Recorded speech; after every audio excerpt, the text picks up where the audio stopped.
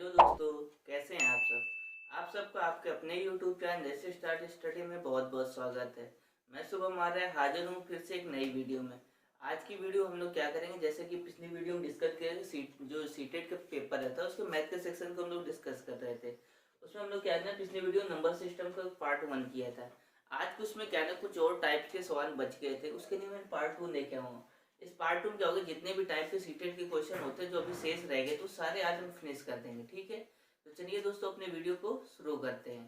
तो आज का हमारा पहला क्वेश्चन है, 1 से 12 तक की संख्याओं के वर्गों का योग क्या होता है। हमसे पूछा क्या गया है, 1 से 12 तक की संख्याएं जो होती हैं, ठीक है, उनके वर्गों का योगफल। इसका योगफल, वर्गों का योगफल। तो वर्गों का योगफल ज्ञात करने के लिए आप सबसे पहले क्या कर सकते हैं, या तो ऐसा करें 1 का स्क्वायर प्लस 2 का स्क्वायर, इस तरह से करते करते 12 तक का स्क्वायर ज्ञात करें। ऐसा करेंगे तो आपको बहुत टाइम लगेगा। और एग्जाम में हम लोग क्लास क्या होता है, टाइम लिमिटेड होता है। ऐसा नहीं होता नहीं कि फुर्सत से बैठेंगे चाहे जितनी देर मन होता है करते रहेंगे, ऐसा नहीं होता। जो टाइम क्या होता है, लिमिटेड होता है, ठीक है। तो इसमें क्या होता है, हमें कम समय में ज्यादा से जल्दी फट करने की कोशिश होती है कि जल्दी से जल्दी कैलकुलेशन सॉल्व हो सके, ठीक। तो इसके लिए हम लोग क्या करते हैं, बहुत सारे ट्रिक्स और मेथड फार्मूलाज का प्रयोग करते हैं। उससे क्या होता है कि हम लोग जितने क्वेश्चन होते हैं उनको और जल्दी से अच्छे से कर सकते हैं। जैसे जो वर्गों का योगफल ज्ञात करना, उसका एक फार्मूला होता है।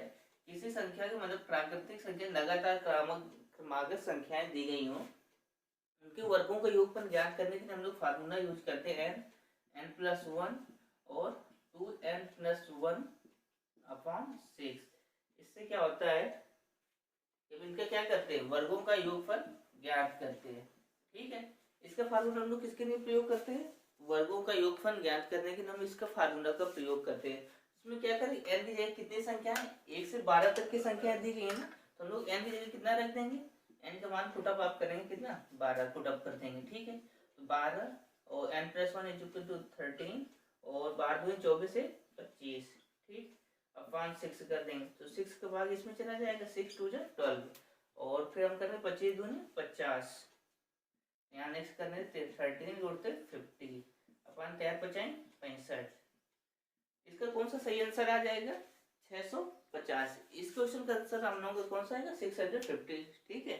इससे हम लोग क्या करते हैं, जो ट्रिकें होती है मैं आप लोगों को क्या करूंगा, जितनी भी ट्रिकें हो सकती है, जितनी ज्यादा से ज्यादा हम लोग जो अच्छे से बहुत स्पीड में कर सके, उनको सारी ट्रिक मैं आप लोगों को डिस्कस करता रहूंगा, ठीक, ताकि आप लोग एग्जाम में बहुत जल्दी से जल्दी कर सकें। और हम लोग का टारगेट रहेगा आपके 15 में से 15 क्वेश्चन करने का, एक भी क्वेश्चन गलत नहीं होना चाहिए। क्योंकि सीटेट जैसे अगर एग्जाम में हम लोग क्वेश्चन गलत करेंगे तो आगे के जैसे टेट होगा, सुपर टेट होगा, तो उसमें कैसे क्वालिफाई कर पाएंगे। इस वजह से हम लोग को टारगेट सिर्फ सीटेट नहीं रखना है, हम लोग को इस तरह से पढ़ते हुए चलना है कि आगे जब सुपर टेट देना पड़े, टेट देना पड़े, तो उसके अच्छे से अच्छे क्वेश्चन जो टफ लेवल के क्वेश्चन आएंगे उनको भी आसानी से हम लोग कर सकें। इस वजह से मैं क्या कर रहा हूँ, थोड़ा सा आप लोगों को लेवल अप रखने की कोशिश करता हूँ, ताकि आप लोग अच्छे से अच्छे आसानी से क्वेश्चन को कर सके। तो चलिए हम लोग अपना नेक्स्ट क्वेश्चन देखते हैं।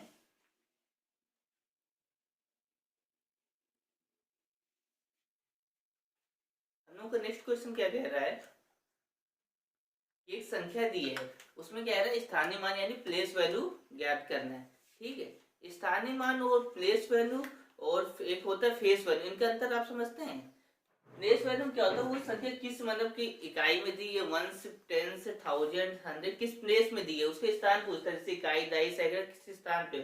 और फेस वैल्यू जैसे हम लोग का चेहरा होता है, उसे अंकों का चेहरा क्या होता है, जो उसके नंबर से जो निकले अंक लिखो तो उसके क्या होती है, फेस वैल्यू स्वयं होती है, ठीक है। जिसमें हम लोग को पूछा है 6 3 4 7 8 5, ठीक है। इसका पूछा क्या, प्लेस वैल्यू पूछ रहा था, तो इसका कौन सा प्लेस में है, इकाई दहाई, तो 8 किस में, दहाई में है ना। इसको लिख सकते 8 गुणते दहाई का मतलब 10, तो इसका कितना आएगा प्लेस वैल्यू, 80 आएगा। तो इसका आंसर कौन सा होगा, इसका ऑप्शन बी नंबर बिल्कुल सही होगा, ठीक है। चलिए हम लोग नेक्स्ट क्वेश्चन देखते हैं। इसमें कह रहा है संख्या संख्या 206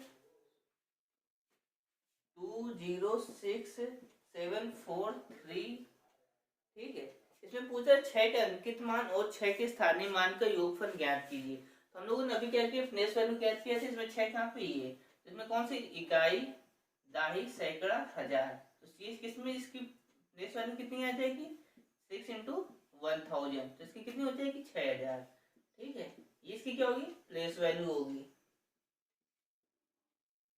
और फेस वैल्यू इसकी क्या होगी, इसकी फेस वैल्यू कितनी होगी, 6 होगी। ठीक है, इसका हम लोग अंतर ज्ञात करें, इसको घटा देंगे, 10 में 6 गया 4 बचे, यहाँ कितना बचेगा 9, यहाँ भी 9, यहाँ पे 5।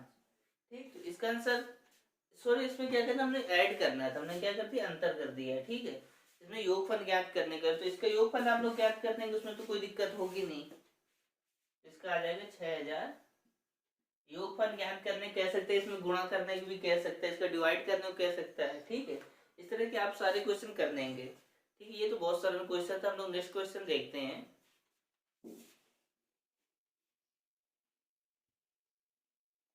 नेक्स्ट क्वेश्चन कह रहा है 19 फैक्टर में सैकड़ों के स्थान पे कौन सा अंक होगा, यानी कि हमें क्या है 19 का फैक्टोरियल दिया हुआ है। ठीक है, इसमें पूछ रहा है कि इसका मतलब, पहले पता है इस फैक्टोरियल का मतलब क्या होता है, इसका मतलब ये होता है कि 19 का गुणा शुरू से होगा, जैसे 19 गुणते 18 गुणते 17 गुणते 16, ऐसे डेड एडजस्ट करते कहाँ तक गुणा जाएगा, 1 तक जाएगा। ठीक है, इस तरह की सारी संख्याओं को गुणा करना है। उसमें पूछा कि आप लोग सैकड़े के स्थान होगा, जैसे कि वंस, टेंस, 100, इस स्थान पे कौन सा अंक आएगा, यहाँ पे हमें पूछ रहा है कौन सा अंक आएगा।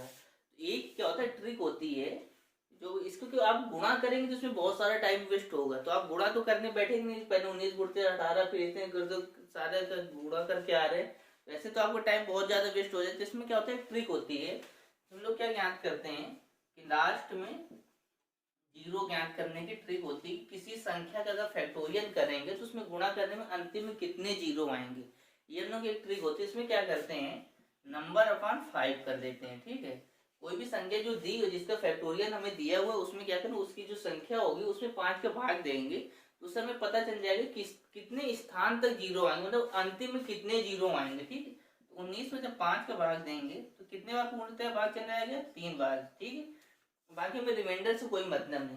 तो इस संख्या में क्या होगा, अंतिम 3 अंकों तक क्या होगा, जीरो आ गया, आगे क्या संख्या आएगी वो हमें नहीं मतलब, हमें जो क्वेश्चन दिया गया वो हमें ज्ञात हो जाएगा कि अंतिम मतलब कि 1000 के स्थान पे क्या आएगा, तो 1000 के स्थान पे हम लोग को क्या आएगा, जीरो आएगा।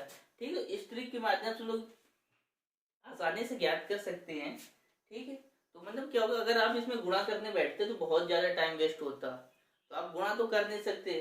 ठीक, इसमें क्या होगा, इस तरह के मेथड्स का प्रयोग करते हैं। मैं आप लोगों को सारे मेथड जो मतलब होगा, जितने जल्दी जल्दी से और आसानी से जो आप लोगों को समझ आ सके, जो जल्दी से आप आसानी से कर सके, वो सारे मेथड मैं आप लोगों को बताता चलूंगा, ताकि आप लोगों को बहुत आसानी से पेपर सॉल्व करने में कोई दिक्कत ना हो। तो ठीक है, हम लोग अपना नेक्स्ट क्वेश्चन देखते हैं। मुझे उम्मीद है ये सारे क्वेश्चन आप लोगों को समझ आ रहे होंगे। अगर आपको समझ आ रहा है तो आप लोग क्या कर सकते हैं, वीडियो को लाइक कर सकते हैं, और अगर मेरे पढ़ाने का मेथड अगर आप लोगों को पसंद है तो आप चैनल को सब्सक्राइब करके मेरे साथ जुड़ सकते हैं, ताकि अगली वीडियो जो मैं डिस्कस करूँ तो उसके सारे क्वेश्चन आप लोगों को कर सके, और आप अगर मेरे साथ जुड़े रहेंगे तो आप लोगों को बहुत आसानी से क्या होगा, सीटेट के एग्जाम क्रैक कर लेंगे। ठीक है, तो नेक्स्ट क्वेश्चन दे रहा है, इसमें संख्याएं दी हुई है, उसकी पावर दी है, उसमें क्या कह रहा है, इकाई का अंक ज्ञात करना है। ठीक है, तो संख्या हम लोग को क्या दी हुई है, 4523 की पावर कितना दी है, 1632, और फिर गुणा 2224 की पावर 1632 गुणते और 32 65 की पावर 1632। हमें ये क्वेश्चन दिया हुआ, इसमें कह रहा है गुणा करके बताओ कि इकाई का अंक क्या होगा।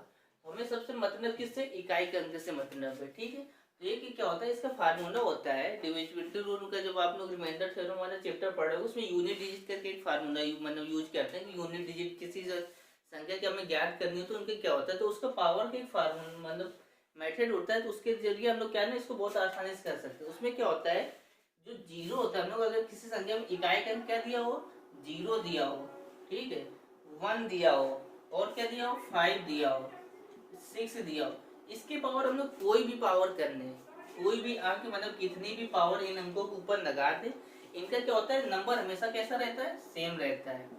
जैसे एग्जांपल आप दे सकते हो, 1 का स्क्वायर कर लो तो कितना आएगा, 1 आएगा, 1 का क्यूब कर लो तो कितना आएगा, 1 आएगा। ठीक है, इसी तरह के आप 11 करके देख सकते हैं, 11 का स्क्वायर करेंगे तो कितना, 121 आता है ना, हमें इकाई का क्या आया, 1 आया कि नहीं आया।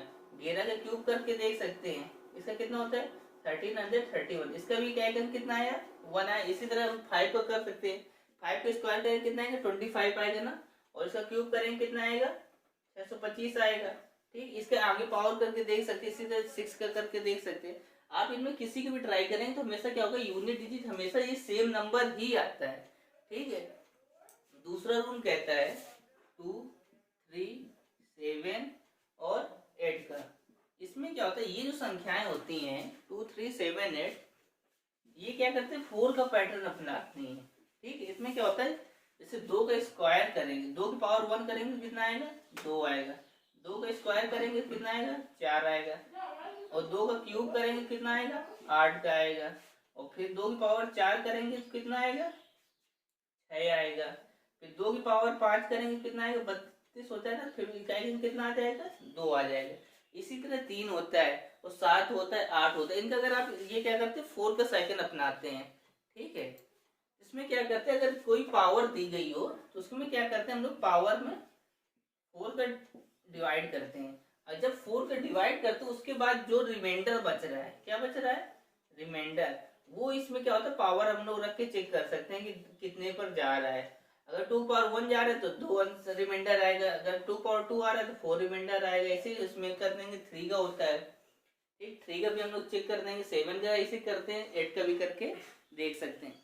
ये क्या करते हैं, इसमें 4 की पावर का अप्लाई करते हैं। अब कौन कौन सी संख्या बची, हम लोग की संख्या बची 4 और 9। 4, 9 में क्या होता है, दो अंकों को मतलब इवन और ऑड पे चलते हैं। किस पे चलते हैं, इवन और ऑड, यानी सम विषम पे। 4 की जैसे इवन संख्या रखेंगे, जैसे कि इवन में मान हमने 2 रखा, 4 की पावर 2 करेंगे कितना आएगा, 16 आएगा। और ऑड 1 रख के देख, या 3 रख के देख लेते हैं। ठीक है, तो कितना आएगा, 64। तो इसमें क्या होता है, इवन में हमेशा 6 आएगा और ऑड में हमेशा कितना आता है, 4 आता है। ठीक है, इसी प्रकार 9 होता है। 9 का जो इवन करेंगे आप, इवन में हमेशा 1 आएगा, ऑड में कितना आएगा, 9 खुद आता है। तो ये सारे क्या होते हैं, किसी पावर का यूनिट डिजिट ज्ञात करना, तो इन सारे मेथड का हम लोग प्रयोग करते हैं। ठीक है, तो मैंने क्या कि इस क्वेश्चन के माध्यम से आपको सारे पावर वाले जितने भी क्वेश्चन, अगर उसका यूनिट डिजिट पूछे तो आपको इसको बिल्कुल आसानी से करेंगे। ये जितने भी मेथड है आप लोग एक बार जरूर नोट कर लेना और इनको एक दो बार रिविजन करते रहे, ताकि आपको क्या हो, क्वेश्चन जब नेक्स्ट पूछे जाए आगे तो हम लोग को आसानी और माइंड में बना रहे कि हम लोग को किसको इस तरह के क्वेश्चन किस तरह से करना होता है। ठीक है, तो चलिए हम लोग की क्या क्या दिया गया, 3 की पावर दिए, तो 3 की पावर किसका अप्लाई करता है, 4 का अप्लाई करता है ना। तो 3 की पावर कितने, 32। तो 32 में हम लोग क्या करेंगे, 4 का भाग देंगे, तो कितना 4 और 32, यानी कि रिमाइंडर कितना बचा, रिमाइंडर तो हमें बचा नहीं। ठीक, तो रिमाइंडर बचा नहीं, तो इसमें क्या हो जाएगा, 3 पावर 0 इज इक्वल टू मान सकते हैं 3 की पावर 4। ठीक है, 4 इंटू 0 करेंगे तो भी 0 हो जाता है ना। इस तरह इसको इसमें ट्राई करके देख सकते हैं। और हमने 4 का क्या बताया, इवन और ऑड में, ये 2 कैसा है आपका, बताओ जरा हमें, 2 कैसा इवन है कि ऑड है, तो इवन, ये 2 कैसा इवन है ना, तो इसका पावर कितनी आ जाएगी, 6 हो जाएगी। ठीक, अब इस तरह 5 का ट्राई कर सकते हैं, तो 5 में तो हमने बताया हमेशा सेम ही रहता है, और यहाँ पे कितना जो आएगा 3 का आएगा। ठीक है, तो हम लोग क्या, एक चीज हम लोग समझ आ रही है, यहाँ पे क्या दिया हुआ 6 इंटू 5, अगर किसी भी मतलब इवन संख्या की 5 से गुणा करते तो हमेशा क्या आता है, 0 आता है ना। इसको तो आप लोग कुछ करने, इसको 3 का करने की जरूरत ही नहीं है। आप लोग इसी में से देख सकते हैं यूनिट, और जो 0 आएगा इसका 0 से किसी भी मल्टीप्लाई कराओ तो हमेशा कितना आएगा, 0 आएगा ना। तो इस क्वेश्चन का हम लोग को यूनिट कौन सा प्राप्त होगा, 0 प्राप्त होगा। ठीक है, ये समझ आ गया ना आप लोगों को। तो चलिए हम लोग नेक्स्ट क्वेश्चन देखते हैं।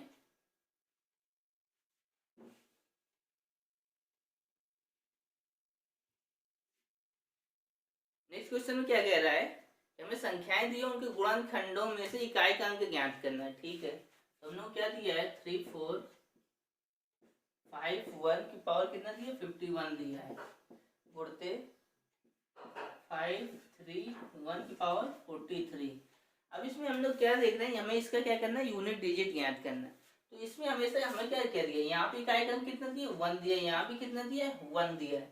तो हम लोग को पता है 1 की पावर चाहे जितनी भी हो, ठीक है, उसका यूनिट डिजिट हमेशा कैसा रहता है, सेम रहता है। तो यहाँ पे कितना आएगा, 1 ही बचेगा ना, और यहाँ पे 1 बचेगा। 1 इंटू 1 करना तो कितना आएगा, 1। तो इसका कौन सा ऑप्शन सही होगा, ऑप्शन नंबर सी बिल्कुल इसका सही होगा। ठीक है, इसमें क्या है, 1 का दिया गया तो 1 का आप लोग यूनिट डिजिट का भी हमने फार्मूला बताया था कि 1 का हमेशा कैसा रहता है, सेम का रहता है। और किसका किसका सेम रहता है, 1 का रहता है, 0 का रहता है, 5 का रहता है, 6 का रहता है। इनका क्या करता है, हमेशा यूनिट डिजिट के जो फार्मूला हम लोग यूज करेंगे इसमें सेम रहता है। और 2, 3, 7, 8 ये क्या करते हैं, 4 का साइकिल को अपनाते हैं। और 4, 9 किसमें, इवन ऑड पे चलते हैं। ठीक है, ये चीज़ आप लोग जरूर याद रखिए। चलिए हम लोग नेक्स्ट क्वेश्चन देखते हैं। इसमें आपको मैं एक बहुत बढ़िया ट्रिक बताऊंगा, जिससे क्या ना फैक्टर्स की जो इसमें पूछा है कि 4200 को गुणनखंडों की संख्या है बताओ, जिसके अगर ये ट्रिक आप हम लोग अप्लाई करेंगे तो हम लोग क्या करेंगे, तुरंत ही बहुत आसानी से क्वेश्चन को सॉल्व कर सकते हैं। इसमें होता क्या है कि किसी के भी फैक्टर ज्ञात करना हो, ठीक है, उसमें हम लोग क्या कर देते हैं, जितनी पावर होती है पावर में एक जोड़ देते हैं। ठीक, जैसे कि एग्जाम्पल बताते हैं कि हमने ए बी सी का फैक्टर किया, ठीक है, कोई भी संख्या मान लो, कोई भी संख्या दी है, उसमें ए की पावर एक्स आई, ठीक है, गुणते बी की पावर वाई आई, सी की पावर जेड आई। इसमें हम लोग क्या करेंगे, जितनी भी पावर होती है उसमें वन जोड़ देंगे। ठीक है, इसका जो गुणनफल आएगा वो इसके क्या होंगी, गुणनखंडों की संख्या होगी। ठीक, इनको जो गुणा करने पे हम लोग को प्राप्त होगा वही इनकी गुणनखंडों की क्या होगी, संख्या होगी। हम लोग क्या क्वेश्चन में पूछ रहा है, 4200 का। ठीक, इसके हम लोग गुणनखंड करने की ट्राई करें, क्या करना, इसको करना 42 गुणते इसको क्या करने 100 करने। ठीक है, इसको गुणा करेंगे तो इसको क्या हो जाएगा 6 सत्ते 42, और ये कितना हो जाएगा 25 चौको 100 होता है ना। ठीक, इसको 6 ना करके हम लोग कर लेते हैं तो 6 7 बना रहे, जो कोई बात नहीं। इसको फिर हम लोग 2 गुणते 3 में तोड़ना पड़ेगा, ये 7 ही रहेगा। इसको क्या कर लो, 25 को क्या 5 के स्क्वायर लिख सकते हो, इसको क्या लिख सकते हो 2 के स्क्वायर लिख सकते हो।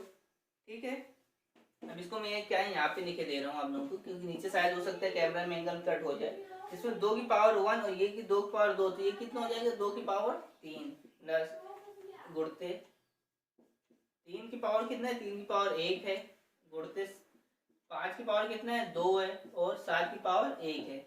अब हमें गुणनखंडों की संख्या ज्ञात करें, इसमें क्या करेंगे 3 प्लस 1 और 1 प्लस 1 कितना हो जाएगा 2, 2 प्लस 1 3 और 1 1 2, 2 3 6, 6 दूनी 12, और ये कितना हो जाएगा 4 हो जाएगा, 12 चौको 48, यानी कि 4200 की गुणनखंडों की संख्या कितनी आएगी 48 आएगी ना। ठीक है, इसका कौन सा ऑप्शन सही होगा, ऑप्शन नंबर ए इसका बिल्कुल सही होगा। तो आपको गुणनखंडों की संख्या ज्ञात करनी, इस फार्मूला का प्रयोग करके बहुत ही आसानी से कर सकते हैं। और अगर विषय आप गुणनखंडों की संख्या ज्ञात करो, सारे गुणनखंड करोगे फिर उसकी संख्या ज्ञात करो, उसमें बहुत ज्यादा टाइम वेस्ट होगा। तो आप लोग ये ट्रिक का यूज करके बहुत ही आसानी से गुणनखंडों की संख्या को क्या कर सकते हैं। ठीक है, चलिए हम लोग नेक्स्ट क्वेश्चन देखते हैं। इसमें पूछ रहा है कि निम्नलिखित संख्याओं में से कौन सी संख्या क्या है, परमेय संख्या नहीं है। अच्छा, इसको क्या करें, परमेय संख्या आप लोगों को पता है परमेय संख्या कौन कौन सी होती है। परमेय संख्या वह संख्या होती है जिन्हें हम P/Q के रूप में लिख सकते हैं। और इसमें क्या होता है, P और Q क्या होते हैं, इंटीजर्स होते हैं, और Q का मान कभी भी 0 नहीं होना चाहिए। ठीक है, ऐसी संख्या जिन्हें हम P/Q के रूप में लिख सकते हैं और Q का मान कभी भी क्या नहीं होना चाहिए, 0 नहीं होना चाहिए। ठीक, ऐसी संख्या क्या कहलाती है, परमेय संख्या कहलाती है। जैसे कि एग्जाम्पल में आप देख सकते हैं, 1 क्या है परमेय संख्या है, ठीक है, 0.5 क्या है परमेय संख्या है। ठीक है, और कोई भी संख्या जैसे मान सकते हैं √4, ये भी परमेय संख्या है, √9 भी परमेय संख्या है। ठीक, और जो भी फिक्स पैटर्न के जैसे कि कोई दशमलव में संख्या दी है 2.8753, ये भी क्या है परमेय संख्या है। ठीक है, इसी तरह क्या होता है, ये सभी क्या है परमेय संख्या होती है। अब दशमलव अगर आप लोगों ने पढ़ोगे तो दशमलव 3 प्रकार के डेसिमल होते हैं। ठीक है, एक टर्मिनेटिंग डेसिमल होता है, जो मतलब क्या होता है फिक्स्ड होते हैं, किसी जैसे ये है कि कुछ संख्याओं तक चलेगा, उसके बाद क्या होता है फिक्स होकर मतलब स्टॉप हो जाएगा, जैसे क्या होता है टर्मिनेटिंग डेसिमल कहते हैं। दूसरे क्या होते हैं नॉन टर्मिनेटिंग डेसिमल होते हैं। इसमें क्या होता है, ये जैसे 0.333 मतलब एक ही संख्या को फॉलो करते हुए अनंत तक चले जाते हैं, मतलब ये कभी क्या है ना खत्म नहीं होंगे। जैसे इसको क्या 0.64646464, ये ऐसे अनंत तक चले जाएंगे, ये क्या होते हैं नॉन टर्मिनेटिंग डेसिमल कहते हैं। एक होता है non terminating non repeating decimal, जैसे क्या होती है ये संख्या क्या होती है जैसे 0.32576 ये क्या होता है खत्म ही नहीं होती, और क्या होता है कभी भी ना रिपीट करती ना ही फिनिश होंगी। इस तरह क्या कहलाती हैं non terminating non repeating decimal कहलाते हैं। ठीक है, इसमें जो होते हैं टर्मिनेटिंग और नॉन टर्मिनेटिंग वाले जो डेसिमल होते हैं ये क्या होते हैं रेशनल नंबर होते हैं, क्या होते हैं रेशनल नंबर। लेकिन जो non terminating non repeating decimal जो होता है उसे क्या कहते हैं इरेशनल नंबर कहते हैं। ठीक है, इनको क्या कहते हैं इरेशनल मतलब अपरमेय संख्या कहते हैं। इसको जैसे क्या होता है, आप लोग को माइंड में आ रहा हो कि इसको कैसे कहेंगे कि मतलब रेशनल है, इसको क्या पी अपन क्यू में लिख सकते हैं? तो बिल्कुल इसको नहीं सकते। जैसे 0.66 है, इसको हम लोग क्या आगे भी ऐसे चलता रहेगा, तो इसको हम लोग क्या लिख सकते हैं? 0.6 पावर बार लिख सकते हैं कि नहीं लिख सकते? ठीक है। अब जितने पे बार लगा उसके बाद क्या सकते हैं? जीरो, जितने पे बार लगा उतने पे अपन क्या लिख सकते हैं? 9 लिख देंगे। ठीक है, ये हम लोग कर सकते हैं नहीं कर सकते? उसके बाद अगर और कोई संख्या नहीं हो, जैसे 64 का करते हैं, तो 64 पे कितनी संख्या? दो संख्या है ना, एक के बाद बाकी पे क्या लगा देंगे? जीरो लगा देंगे। इस तरह से आप कर सकते हैं। ठीक, तो इस तरह की इनको क्या पी अपान क्यू के रूप में हमने परिवर्तित कर दिया कि नहीं कर दिया? हो गया ये चीज। लेकिन जो ये संख्याएं होती है non terminating non repeating decimal जो होते हैं, इन्हें क्या होता है, जब खुद ही फिनिश नहीं हो रहे हैं, इनको क्या गुणा करते रहेंगे, चाहे जितना गुणा कर मतलब डिवाइड करते रहो, ये संख्याएं आती ही रहेंगी। तो इस तरह की संख्याओं को तो हम लोग पी अपॉन क्यों ये नहीं लिख सकते, क्योंकि ये खुद ही फिनिश नहीं है। ठीक है, तो इसमें हम लोग ऑप्शन देखते हैं अपने क्वेश्चन में। इसमें क्या दिया है, मतलब कि इसमें क्या है, 1728 का क्या निकालना है? क्यूब रूट निकालना है। तो 1728 किसका क्यूब रूट होता है? तो 12 का होता है कि नहीं होता है? ठीक है, और इसमें फिर दिया है पाई दिया है। तो इसमें क्या होता है, पाई जो होता है ये कैसी होती है? एक अपरिमेय संख्या होती है। ठीक है, क्योंकि पाई का मान क्या होता है कि जैसे 22/7 हम लोग पाई का मान मानते हैं, लेकिन ये क्या है, इसका 22/7 जो होती है इक्यूरेट वैल्यू नहीं, ये क्या है, लगभग में मानी जाती है। इसकी जब अगर इक्यूरेट वैल्यू निकालेंगे तो ये क्या होता है, ये नॉन रिपीटिंग वाले में चली जाती है, नॉन टर्मिनेटिंग नॉन, क्योंकि इसमें भाग देते रहेंगे तो ये क्या होता है, हमेशा कभी फिनिश नहीं होती। ठीक, जैसे 22 पाई को हम लोग क्या मानते हैं? पाई एक अपरिमेय संख्या है। इसका सही ऑप्शन कौन सा होगा? इसका सही ऑप्शन बी नंबर होगा। ठीक है, चलिए हम लोग नेक्स्ट क्वेश्चन देखते हैं।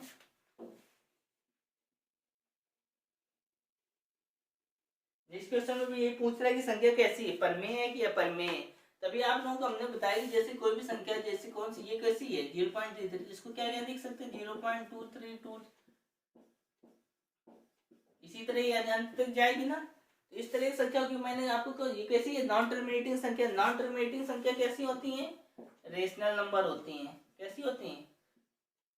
परमेय संख्या कहलाती हैं। ठीक है दोस्तों, आप लोग, मुझे उम्मीद है कि इस तरह के क्वेश्चन आप लोगों को समझ आ रहे होंगे, कर ले रहे होंगे। तो चलिए आज की वीडियो को हम लोग यहीं तक रखते हैं, और हम लोग कल मिलेंगे नेक्स्ट वीडियो में। ठीक है, उसमें हम लोग क्या करेंगे, एलसीएम एचसीएफ के जो जितने भी इंपॉर्टेंट क्वेश्चन उन लोगों को डिस्कस करने की करेंगे। हो सकेगी तो एक वीडियो या तो दो वीडियो में इसको चैप्टर को फिनिश करेंगे। ठीक है, तो मिलते हैं कल।